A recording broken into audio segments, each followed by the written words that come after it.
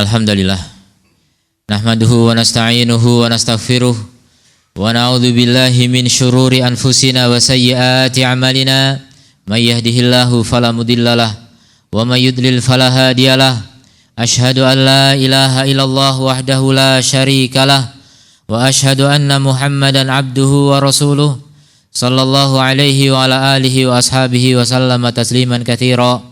Ya ayyuhalladzina amanu taqullaha haqqa tuqatih wa la tamutunna illa wa antum muslimun. Ya ayyuhan nasu taqu rabbakumul ladzi khalaqakum min nafsin wahidah wa khalaqa minha zawjaha wa batha minhuma rijalan katsiran wa nisaa'a wattaqullaha alladzi tasaaluna bihi wal arham innallaha kana 'alaikum raqiba. Ya ayyuhalladzina amanu taqullaha wa qulu qawlan sadida yuslih lakum a'malakum wa yaghfir lakum dhunubakum wa may yuti'illaha wa rasulahu faqad faza fawzan 'azima. Amma ba'd, fa inna asdaqal hadithi kitabullah wa khairal hadi hadi Muhammadin sallallahu alaihi wasallam wa syarrul umuri muhdatsatuha fa inna kulla muhdatsatin bid'ah wa kulla bid'atin dhalalah wa kulla dhalalatin finnar. Ayyuhal muslimun jamaah salat Jumat rahimani Allah wa iyyakum.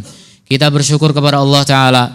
Mari tingkatkan takwa kita kepadanya sebagai bukti syukur kita atas limpahan nikmat dan karunia kepada kita yang tidak pernah terputus, nikmat yang tidak pernah berhenti. Tidak mungkin kita bisa mensyukuri. Kita hanya bisa berusaha saja semaksimal kemampuan yang Allah berikan kepada kita. Kaum muslimin yang dirahmati Allah Subhanahu wa taala, di antara nikmat besar yang Allah anugerahkan kepada kita adalah hati. Hati adalah penguasa, hati adalah raja, hati adalah pengendali, hati adalah panglima, hati adalah yang menjadi penentu segala kebijakan. Maka jadilah orang yang memiliki hati yang baik, maka niscaya seluruh badan akan menjadi baik. Rasulullah sallallahu alaihi wasallam mengatakan, inna fil jasadi mudghah, sungguhnya di dalam badan kita ada segumpal darah. Kalau dia baik maka baik seluruh badannya, kalau dia buruk maka buruk seluruh badannya. Ala wahyal qalb, ketahuilah itulah hati. Jantung yang ada di dalam dada ini sering dibahasakan dengan bahasa kita dengan hati. Itulah yang mengendalikan segala tindakan tingkah laku kita, ucapan kita. Rasulullah sallallahu alaihi wasallam dalam hadis Anas dalam Musnad, beliau menyatakan, la tastaqimu imanu 'abdin hatta tastaqima qalbuh. Tidak akan istiqomah iman seseorang sampai istiqomah hatinya. Wala tastaqimu qalbuhu hatta yastaqima lisanu. Dan tidak akan menjadi istiqomah hati seseorang sampai istiqomah lidahnya, lisannya. Maka jagalah lidah. Lidah ini adalah penentu atau bukti tanda alamat hati yang paling mencolok. Siapa yang lidahnya baik, itu menunjukkan hatinya adalah baik. Kalau lidahnya buruk berarti hatinya pun buruk. Maka jagalah, mulai dari penjagaan lidah kita. Kaum muslimin yang dirahmati oleh Allah Subhanahu wa taala, Umar bin Khattab radhiyallahu anhu pernah mengatakan, banyaknya bicara akan menyebabkan banyaknya dosa. Dan banyaknya dosa, maka neraka adalah yang terbaik baginya. Maka jagalah lidah kita. Ini racun hati yang sangat berbahaya. Kaum muslimin yang dirahmati oleh Allah, sebagaimana Nabi menjadikan hati itu penentu keselamatan hamba, maka mestinya kita menjadi orang yang waspada, mengecek hati kita, mengawasi, mengontrol hati kita, lebih dari pengecekan dan pengawasan kita terhadap badan. Begitu mudahnya seorang untuk pergi ke dokter ketika badannya sakit, karena langsung terasa, langsung ingin segera sehat, ingin sembuh. Tapi alangkah banyaknya manusia yang hatinya mulai sakit tapi tidak pernah tergerak sama sekali untuk mengobatinya. Tidak akan datang kepada dokter hati karena memang tidak menyadari. Kebanyakan manusia tidak menyadari ketika hatinya yang sakit, hatinya yang rusak. Dan kerusakan hati itu disebabkan oleh dosa-dosa, semua dosa. Sebagaimana kata Ibnu Mubarak rahimahullah taala, ra'aitu dunuba tumitul qulub. Aku melihat dosa-dosa itu mematikan hati dan akan mewariskan kehinaan ketika membiasakan dosa itu. Maka hati-hati. Mati hati manusia kalau banyak dosanya. Maka pada kesempatan khutbah kali ini, khatib hanya akan menyebutkan beberapa racun hati. Sebenarnya seluruh maksiat, seluruh dosa adalah penyakit bagi hati, racun bagi hati, bahkan ada yang langsung membunuh hati. Kesyirikan, kekufuran, kemunafikan misalnya, mati hatinya. Tapi kita hanya akan menyebutkan racun hati yang dia ringan menurut pandangan manusia, tapi sejatinya berat di sisi Allah Subhanahu wa taala dan mudah sekali terjadi, yaitu kathratul kalam, banyak berbicara. Ini racun hati yang sangat berbahaya. Begitu mudahnya manusia mengucapkan kata-kata. Karena lidah ini memang tidak bertulang, mudah bergerak, tidak capek. Kalau orang menggerakkan tangan berulang-ulang akan capek. Menggerakkan kaki, melangkahkan kaki, berjalan juga akan capek. Tapi lidah berulang-ulang berucap tidak capek-capek. Itulah diantara sebab kenapa lidah ini sangat banyak melahirkan dosa-dosa. Sampai Nabi SAW menyatakan, man yadman li ma baina lihyaihi wa ma baina rijlaihi atman lahul jannah. Siapa yang bisa menjamin untukku untuk bisa menjaga antara dua jenggotnya yaitu lidah dan antara dua kakinya yaitu kemaluan. Siapa bisa menjamin dua hal ini, menjaga dua hal ini, aku jamin baginya surga.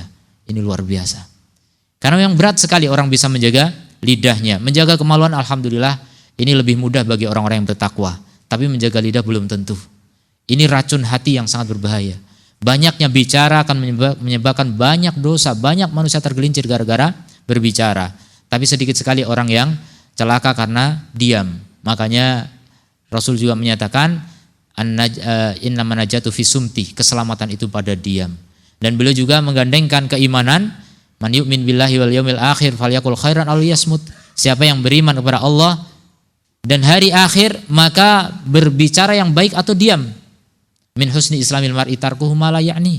Dan tanda kebaikan Islam seseorang adalah meninggalkan apa yang tidak bermanfaat baginya, terutama dalam perkataan. Dia meninggalkan perkataan yang tidak bermanfaat, apalagi bermudarat.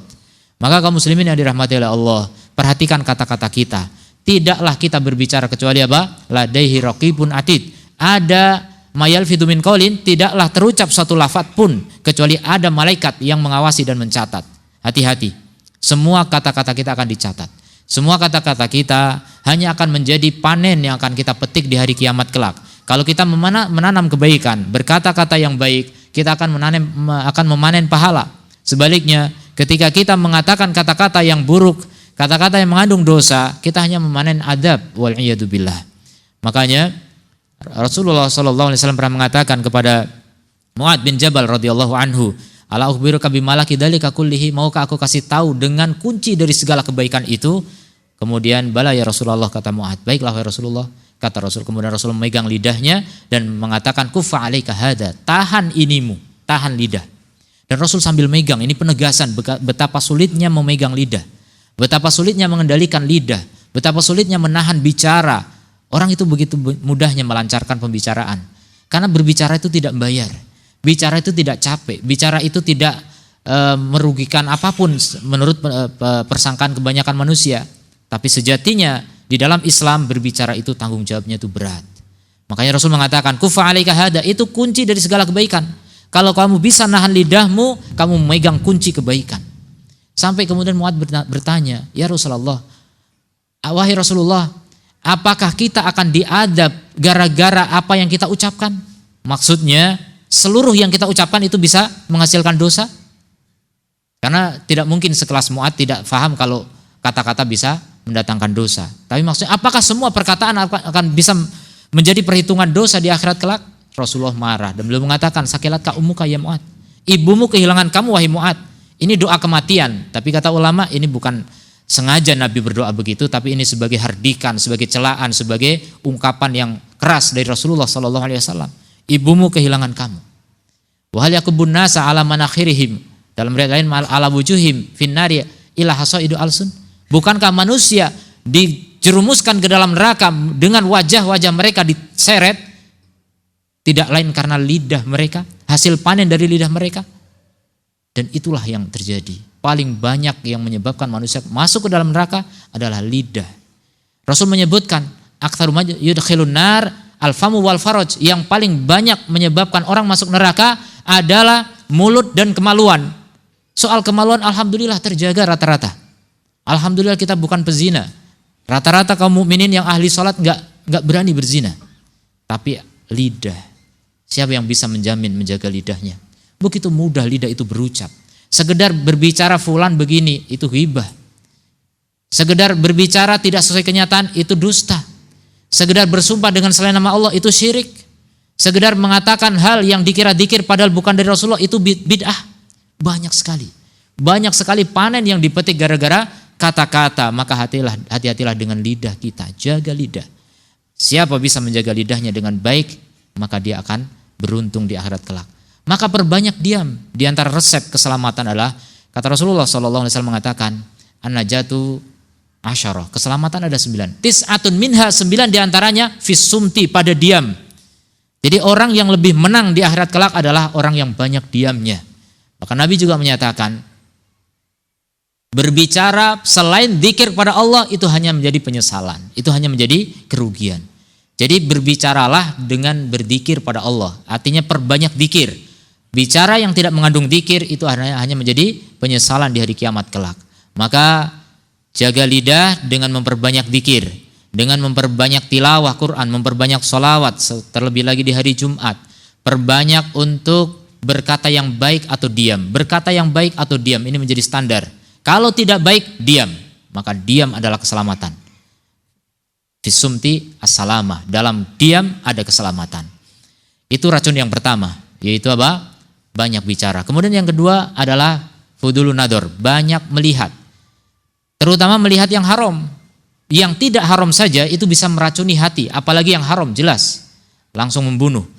Sebagaimana Nabi SAW mengatakan, an-nadaru melihat sahmun min sihami iblis, adalah panah beracun, sahmun masmumun min sihami iblis. Dia panah beracun dari panah-panah iblis.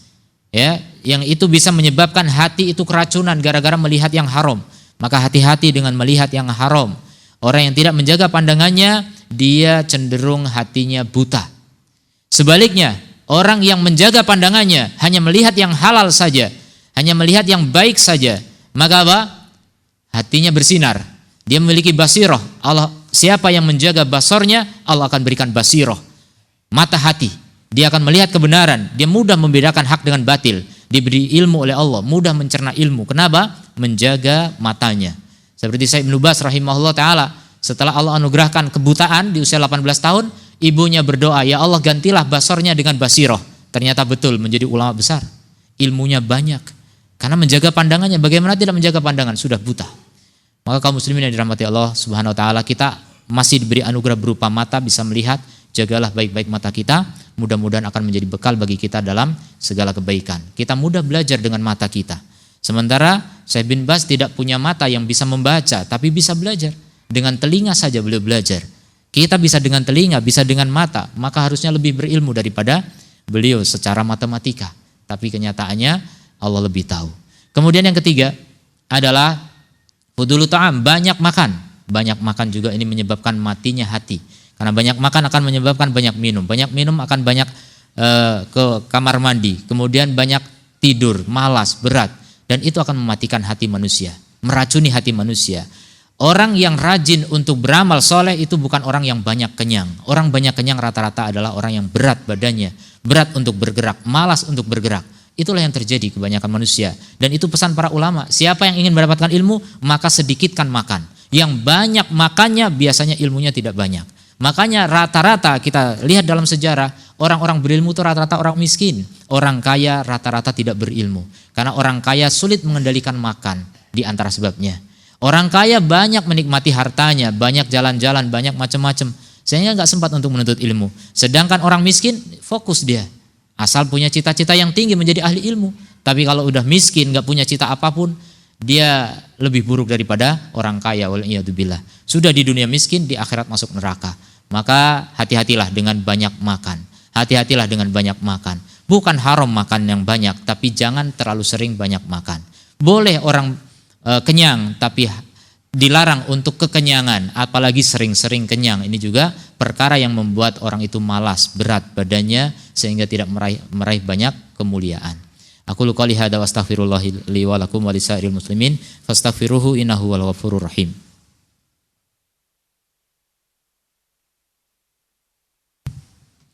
Alhamdulillahi wa kafa wa salamu ala ibadihi alladhina astafa wa ala alihi wa sahbihi wa man wafa amma ba'd. Adapun racun berikutnya adalah fudulul mukhalatah. Banyak bergaul, banyak bercampur dengan manusia, jarang menyendiri. Orang yang jarang menyendiri, dia akan sulit untuk belajar menuntut ilmu, dia akan sulit muhasabah, dia sulit untuk bertobat. Banyak bergaul. Banyak bergaul bisa melahirkan banyak tertawa, mungkin banyak ghibah bahkan.